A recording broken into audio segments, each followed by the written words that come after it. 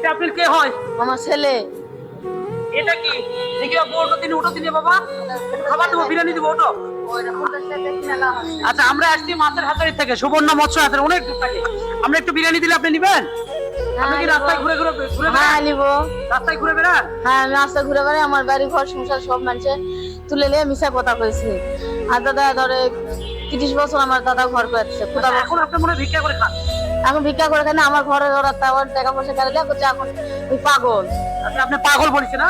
পাগল পাগল করেছে মানে। পাগল করেছে মানুষে। আসলে আমরা যদি একটু খাবারটা নিবেন তো? এখন দিলে আমি এই বাচ্চারা একটু খারাপ করো তো। আচ্ছা, খারাপ তো।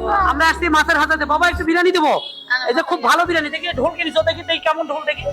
আসলে ভাই এনারা রাস্তায় ঘুরে বেড়ে খায়, একটু কষ্টকর, খুবই কষ্টকর। উনি হলে প্রতিবন্ধী বোঝা যাচ্ছে বাচ্চারা। হ্যাঁ, উনি মাথার সমস্যা। ওটা কি ওটা? হ্যাঁ, একটু বিরিয়ানি, বিরিয়ানি না? 800 টাকা।